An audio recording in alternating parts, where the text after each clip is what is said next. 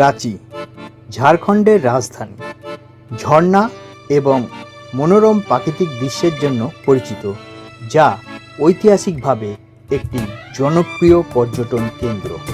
রাঁচি তার মনোরম জলবায়ু, ঘন জঙ্গল এবং চমৎকার জলপ্রপাতের কারণে ব্রিটিশ সময়ের ব্রিটিশ অফিসার এবং পর্যটকদের আকর্ষণ করত। 1900 সালের দিকে এটি একটি স্বাস্থ্যকর স্থান হিসাবে পরিচিত ছিল। রাঁচির প্রধান পর্যটন আকর্ষণ হলো তার জলপ্রপাত।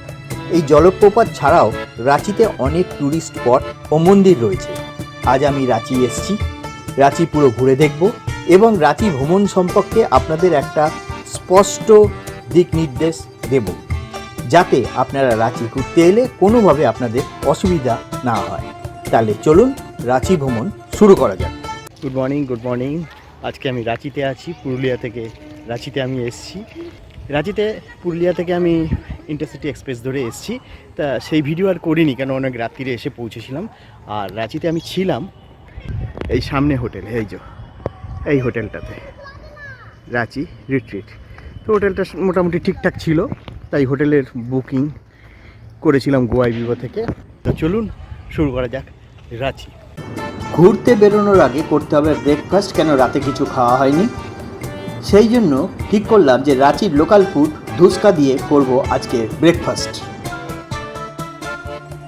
ধুসকা খেতে এসেছি এই দোকানে, কে স্ন্যাক্স প্লাজা। চলুন ধুসকা খাওয়া যাক। রাঁচির লোকাল ফুড ধুসকা খেতে এসেছি, ধুসকা দিয়ে আজকে টিফিন হবে। এই হচ্ছে ধুসকা। বেসিক্যালি এটা একটা বড়া টাইপের, বেসনের এবং আলু স্টাফিং দিয়ে বড়া, আর তার সঙ্গে সবজি। এই হচ্ছে ধুসকা। এবার খেয়ে দেখা যাক কীরকম। প্রথমে শুধু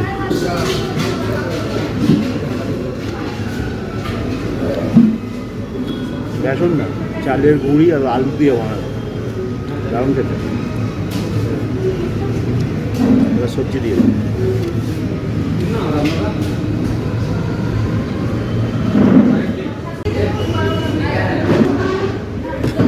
একদম সুন্দর, হালকা। আমি ভাবছিলাম প্রথমে বেসন দেওয়া, বেসন না, চালের গুঁড়ি আর তার সঙ্গে পেঁয়াজ, ধনেপাতা ইত্যাদি দিয়ে বানানো, চালের গুঁড়ি আর ডাল মিক্স করে। ঠিক আছে, এক প্লেট ধুসকা লাগলো মাত্র 20 টাকা। দোকানটা খুব সুন্দর এবং ধুসকাটা খুব সুন্দর ছিল। পর ওলা বাইক বুক করে চলে গেলাম রাঁচি জগন্নাথ মন্দিরে। রাঁচি রেলওয়ে স্টেশন থেকে প্রায় 11 কিলোমিটার দূরে অবস্থিত রাঁচি জগন্নাথ মন্দির।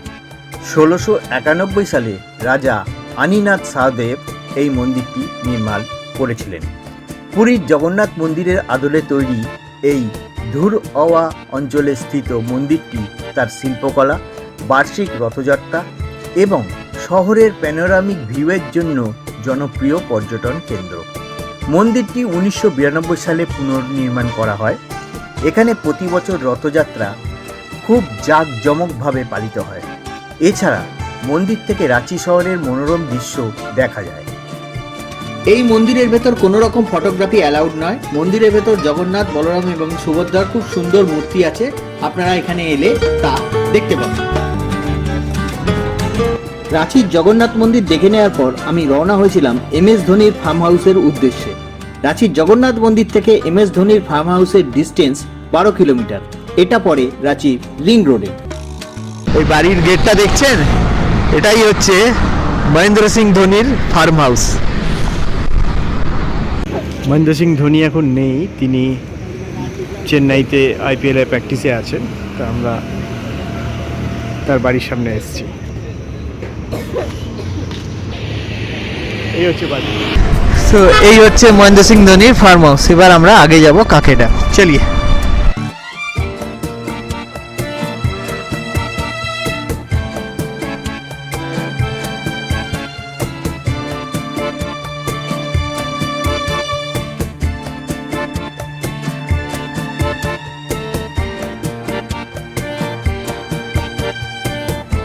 রাঁচির কাকে ড্যাম শহরের অন্যতম প্রধান জলাধার এবং একটি অত্যন্ত জনপ্রিয় পর্যটন কেন্দ্র।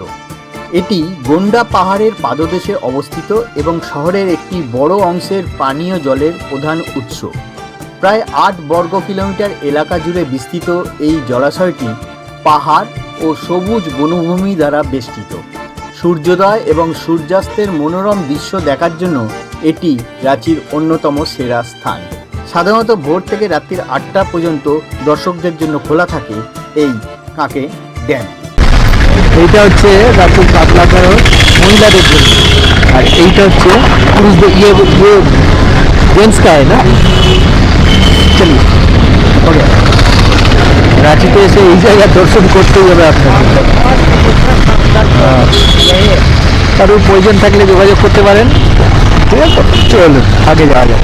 পত্রাতু ভ্যালি ঝাড়খণ্ডের রামগড় জেলায় অবস্থিত। পত্রাতু ভ্যালি তার অসাধারণ প্রাকৃতিক সৌন্দর্য এবং রোমাঞ্চকর আঁকাবাঁকা রাস্তার জন্য পরিচিত।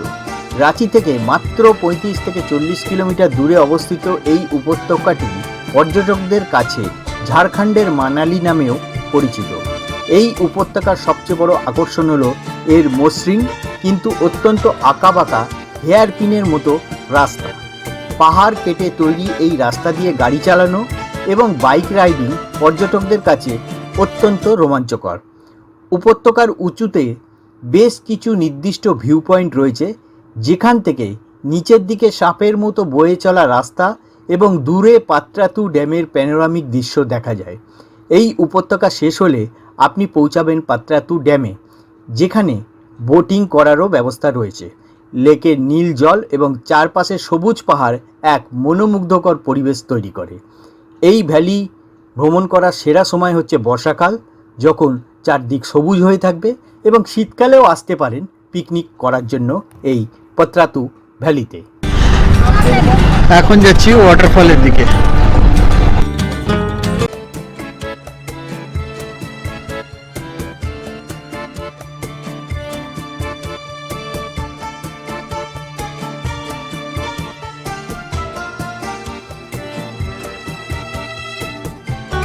এখানে 20 টাকা টিকিট লাগলো, পার হেড 20 টাকা করে টিকিট। যেতে হবে দূরে জলপ্রপাতে। এই হচ্ছে পালানি জলপ্রপাত। এখন জল প্রায় নেই বললেই চলে, ধীরে ধীরে ধীরে ধীরে শুরু হয়ে নেমে আসছে। এই হচ্ছে পালানি জলপ্রপাত। এক জায়গায় খেতে এসেছি, চৌপাটি বলে জায়গাটার নাম। দোকানটার নাম হচ্ছে চৌপাটি। চলুন ভেতরে যাওয়া যাক। চিকেন কষা, পনির আর নান, এই দিয়ে হবে আজকে। চিকেন কষা, পনির আর নান। চলুন শেষ করা যায়, শেষ করে আপনাদের বলছি। খাবার খুব ভালো ছিল, খুব সুন্দর করে খেলাম। খাওয়া একটু বেশি হয়ে গেছে। ওরা এখান থেকে হোটেলের রুমে চলে যাবো, গিয়ে বিকেলবেলা আবার বেরোবো পাহাড়ি আড্ডা। রাঁচিতে ঘুরতে এলে সবথেকে ভালো থাকার জায়গা হচ্ছে রেলওয়ে রিটায়ারিং রুম। আমি তাই আমার কনফার্ম টিকিটের এগেনস্টে রেলওয়ে রিটায়ারিং রুম বুক করে নিয়েছিলাম। এই হচ্ছে রিটায়ারিং রুম, আর এই হচ্ছে রিটায়ারিং রুম। আমার রুম নাম্বার 104। এই হচ্ছে রিটায়ারিং রুম, খুব সুন্দর, জাস্ট লাইক 3 স্টার হোটেলের যে রুম হয় সেরকম। এইরকম একটা আলমারি আছে, ছোট একটা টেবিল, বিছানা, এসি, টিভি, এখানে খাবার দাবার খাওয়ার জন্য, ড্রেসিং করার জন্য আছে, একটা আয়না আছে, জল, ইডলি, বা এইটা দরকার, এটা খুব দরকার। আচ্ছা, বাথরুমটা দেখে নিই একটু। বাথরুমটা তো চাকাচাক একদম, বেসিন, গিজার, সমস্ত কিছু আছে। এই হচ্ছে গিয়ে রাঁচি রিটায়ারিং রুম। দুপুরবেলা খাওয়া দাওয়া করে রুমে এসে ঘুমিয়ে পড়েছিলাম, তাই ভিডিও করা হয়নি আর। আবার বিকালবেলা 5টার সময় ঘুরতে বেরিয়েছি, যাব পাহাড়িয়া মন্দির। চলুন যাওয়া যাক। প্রথমে একটা অটো করে যাচ্ছি আরগোড়া মোড়ে, সেখান থেকে পাহাড়ি মন্দিরে গাড়ি পাবো। চলুন যাওয়া যাক আরগোড়া মোড়। যেখানে নেমেছিলাম অটো করে, সেখান থেকে আবার অটো ধরে যাচ্ছি পাহাড়িয়া টেম্পল। চলুন যাওয়া যাক। এখান থেকে ভাড়া নেবে 20 টাকা। এসে গেছি পাহাড়িয়া মন্দিরে, এবার সামনেই আছে মন্দির, সেখানে যাব, চলুন। এই এসে গেছি পাহাড়ি মন্দির। রাঁচিতে আসবো আর পাহাড়ি মন্দিরে আসবো না, এটা হয় নাকি? রাঁচিতে এলে অবশ্যই আসবেন এই পাহাড়ি মন্দিরে। এই হচ্ছে পাহাড়ি মন্দির। রাঁচিতে অবস্থিত পাহাড়ি মন্দির একটি অত্যন্ত গুরুত্বপূর্ণ ধর্মীয় এবং ঐতিহাসিক স্থান। এটি শহরের কেন্দ্রস্থলে রাতু রোডের কাছে একটি পাহাড়ের চূড়ায় অবস্থিত এবং ভগবান শিবকে উৎসর্গিত। মন্দিরটি সমুদ্রপৃষ্ঠ থেকে 2140 ফুট এবং সমতল থেকে 350 ফুট ওপরে অবস্থিত। মূল মন্দিরে পৌঁছাতে গেলে আপনাকে 468টি সিঁড়ি অতিক্রম করতে হবে। পাহাড়ের চূড়া থেকে রাঁচি শহরের 360 ডিগ্রি ভিউ পাওয়া যায় এবং রাঁচি লেকের চমৎকার একটা ভিউ পাওয়া যায়। এটি সূর্যাস্ত দেখার জন্য একটা আদর্শ স্থান। ব্রিটিশ আমলে এই পাহাড়টিকে ফাঁসি টাংড়ি বলা হতো, তার কারণ এখানে স্বাধীনতা সংগ্রামীদের ফাঁসি দেওয়া হতো। 1948 সাল থেকে এখানে ধর্মীয় পতাকার পাশাপাশি প্রতি বছর 15ই আগস্ট এবং 26শে জানুয়ারি ভারতের জাতীয় পতাকা উত্তোলন করা হয়। প্রতিদিন ভোর 4:30 থেকে রাত্রি 9টা পর্যন্ত খোলা থাকে এই পাহাড়ি মন্দির, তবে দুপুর 1টা থেকে 2টো পর্যন্ত ভগবানকে ভোগ আরতির জন্য বন্ধ থাকে এই পাহাড়ি মন্দির।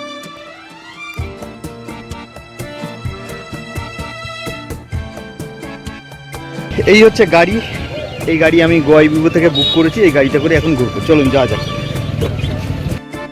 প্রথমে যাচ্ছি গেটালসুর ড্যাম, যেটা রাঁচি রেলওয়ে স্টেশন থেকে 31 কিলোমিটার দূরে অবস্থিত।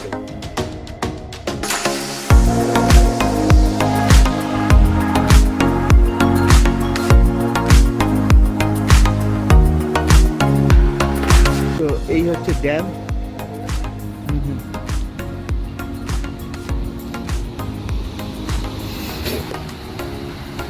গেটালসুর ড্যাম হলো রাঁচির একটা পর্যটন জনপ্রিয় কেন্দ্র। এটি জল সংরক্ষণের জন্য ব্যবহৃত একটা মানবসৃষ্ট জলাধার, যেটি ঝাড়খণ্ডের গুরুত্বপূর্ণ নদী সুবর্ণরেখার ওপর নির্মিত হয়েছিল। এই ড্যামটার উচ্চতা 35 মিটার এবং সমুদ্রপৃষ্ঠ থেকে 596 মিটার উচ্চতায় অবস্থিত।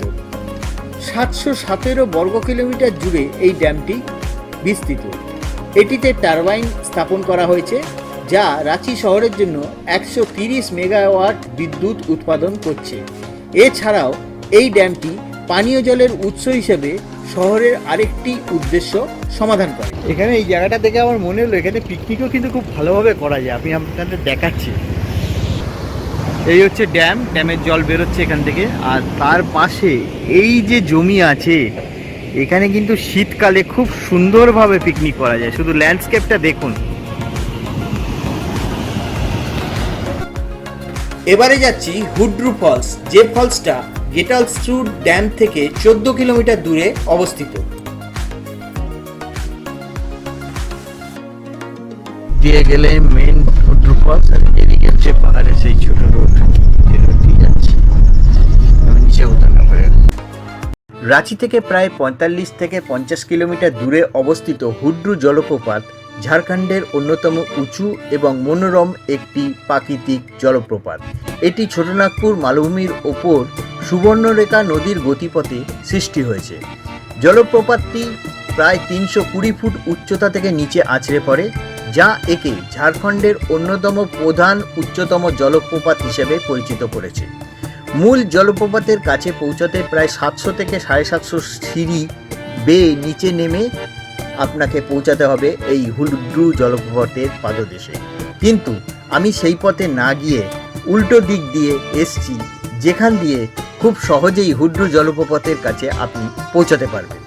এই জলপ্রপাতে ভিজিট করার সবচেয়ে বেস্ট সময় হচ্ছে বর্ষাকাল, জুলাই থেকে সেপ্টেম্বর অ্যাজ ইউজুয়াল, যখন এই জলপ্রপাতটি পরিপূর্ণ থাকে। তবে শীতকালেও আসতে পারেন, অক্টোবর থেকে ফেব্রুয়ারি মাস পর্যন্ত। হচ্ছে সুবর্ণরেখা নদী, ওপর থেকে দেখে নিলাম, এবার একটু নিচে যাই। কল কল করে বয়ে চলেছে সুবর্ণরেখা নদী, দেখুন শুধু। আর এই হচ্ছে হুড্রু ফলস, এই হচ্ছে ফলস, এটা হচ্ছে সুবর্ণরেখা নদী, আর এই হচ্ছে গিয়ে হুড্রু ফলস। হুড্রু জলপ্রপাত দেখে নেওয়ার পর আমি রওনা হয়েছিলাম সীতা জলপ্রপাত দেখার জন্য। হুড্রু জলপ্রপাত থেকে সীতা জলপ্রপাতের দূরত্ব 26 কিলোমিটার। চলে গেছে রাঁচি আর আমরা যাচ্ছি জোনা ফলসের দিকে।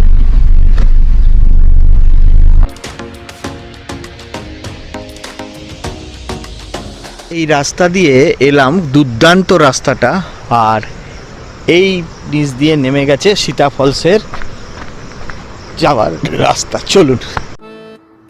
সীতা জলপ্রপাত জোনা জলপ্রপাতের পাশেই অবস্থিত এই সীতা জলপ্রপাত তার শান্ত পরিবেশ এবং প্রাকৃতিক সৌন্দর্যের জন্য বিখ্যাত। সীতা জলপ্রপাত নাম হলো কেন? কারণ লোকের বিশ্বাস যে বনবাসের সময় মা সীতা এই জলপ্রপাতের জলে স্নান করেছিলেন, যা থেকে এর নামকরণ হয়েছে সীতা জলপ্রপাত। এটি কাঞ্চি নদীর জলধারা থেকে সৃষ্ট এবং প্রায় 144 ফুট উচ্চতা থেকে মাটিতে পড়ে এই জলপ্রপাতটি। এই জলপ্রপাতটি দেখতে গেলে প্রায় 200 থেকে 250 সিঁড়ি বেয়ে আপনাকে নামতে হবে।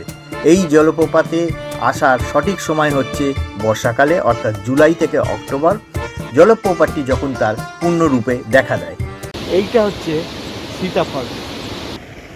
अच्छा, गाड़ी का 40 रुपए हो गया, और दूसरा अगर कोई ऑटो से आता है तो कितना रुपए लगता है? गाड़ी के 40 नहीं, आपका 10 रुपये लगा। अच्छा तो पार्किंग का 30 रुपये लगा। अच्छा अच्छा अच्छा, तो बिल दे दिया गया। हाँ हाँ हाँ, ठीक ठीक है, चलते हैं। चलो अभी जाते हैं जोना फॉल्स। এই রাস্তা দিয়ে আমরা এসেছিলাম আর এই দিক দিয়ে যাচ্ছি। এইটা হচ্ছে কি সীতা, এটা জোনা। এখন এসছি জোনা ফলসের দিকে। জোনা ফলস, এই হচ্ছে পার্কিং। এখান দিয়ে আমরা যাব, গিয়ে নিচে নামবো। নিচে জোনা ফলস আছে, পুরোটা নামবো না, কারণ অনেকটা নিচে নামতে হয়। সেই জোনা জলপ্রপাত রাঁচি থেকে প্রায় 40 থেকে 45 কিলোমিটার দূরে রাডু নদীর ওপর জোনা জলপ্রপাত অবস্থিত। মনোরম প্রাকৃতিক সৌন্দর্যের জন্য এটি পর্যটকদের কাছে অত্যন্ত জনপ্রিয়। এই জলপ্রপাতটি গৌতম ধারা নামেও পরিচিত, কারণ লোকের বিশ্বাস যে ভগবান বুদ্ধ এখানে স্নান ও ধ্যান করেছিলেন। কাছেই একটি গৌতম বুদ্ধের মন্দির ও আশ্রম আছে। জলপ্রপাতের একেবারে পাদদেশে পৌঁছাতে আপনাকে প্রায় 750 সিঁড়ি বেয়ে নিচে নামতে হবে।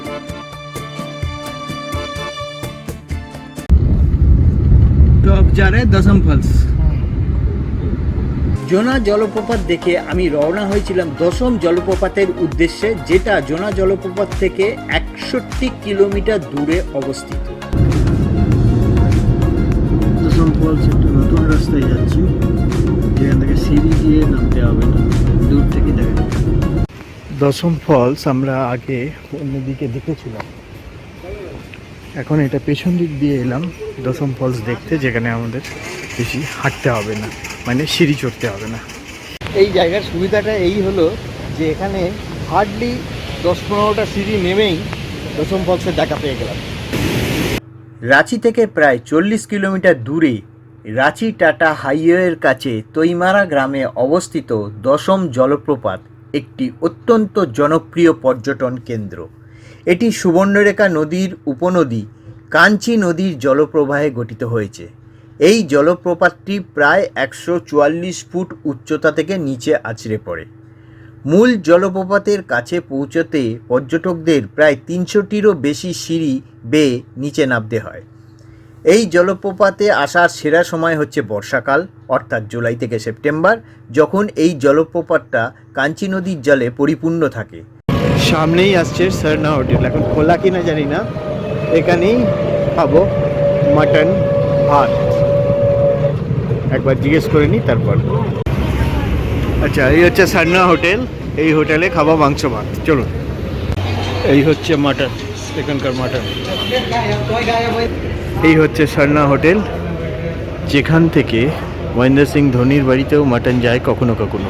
খুব ফেমাস রাঁচির এই সরনা হোটেল। আজকে সেই সরনা হোটেলে খেতে এসেছি, খেয়ে আপনাদের রিভিউ দেবো। এই হচ্ছে সরনা হোটেলের মাটনের প্লেট। এরকম মাটন দিয়েছে 2 পিস, এটা দিয়েছে পাঁপড়, পেঁয়াজ, ভাত, আর এদিকে একটা রায়তা টাইপের মতো দিয়েছে। এটা হচ্ছে 200 টাকা প্লেট, আর এক্সট্রা মাটন নিলে 80 টাকা। এই হচ্ছে মাটন ঢালছি এরকম। এবার খেয়ে দেখা যাক কিরকম।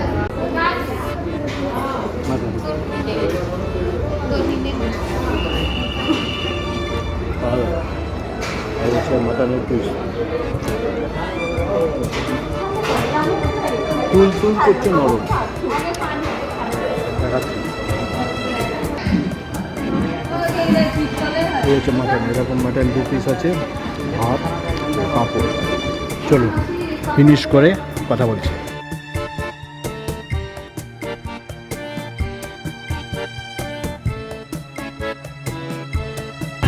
এখন এসছি রাঁচির রক গার্ডেনে।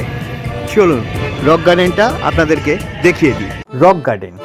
রাঁচির রক গার্ডেন হল কাঁকে রোডের গন্ডা পাহাড়ের ওপর অবস্থিত একটি জনপ্রিয় পর্যটন কেন্দ্র, যা কলকাতার শিল্পীদের দ্বারা তৈরি কৃত্রিম ঝর্ণা, ভাস্কর্য এবং পাথুরে ভূদৃশ্যের জন্য পরিচিত। এটি মূলত কাঁকে বাঁধের পাশে অবস্থিত একটি মনোরম পিকনিক স্পট এবং সূর্যাস্ত দেখার জন্য এটি উপযুক্ত স্থান। শহরের কোলাহল থেকে দূরে এটি একটি আদর্শ ভ্রমণের জায়গা। কিভাবে আসবেন? রাঁচির অ্যালবার্ট এক্কা চক থেকে প্রায় 4 কিলোমিটার দূরে যে কোনো অটো বা ট্যাক্সি নিয়ে সহজেই এখানে আসা যায়। আর এই রক গার্ডেন কখন ঢুকতে পারবেন? সময় হচ্ছে সকাল 9টা থেকে সন্ধে 8টা। এখানে একটা ভিউ পয়েন্ট আছে।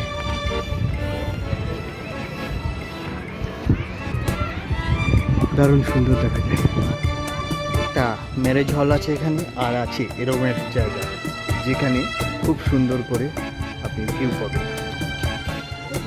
এই হচ্ছে রক গার্ডেনের ভিউ পয়েন্ট থেকে ভিউ। নিচে সেই বাজারের জায়গাটা মনে পড়ছে, আমরা এসেছিলাম হেঁটে হেঁটে। আর এই হচ্ছে কাকে ড্যাম। এখন যে জায়গাটায় এসেছি তাকে বলে নেপাল হাউস সেক্রেটারিয়েট।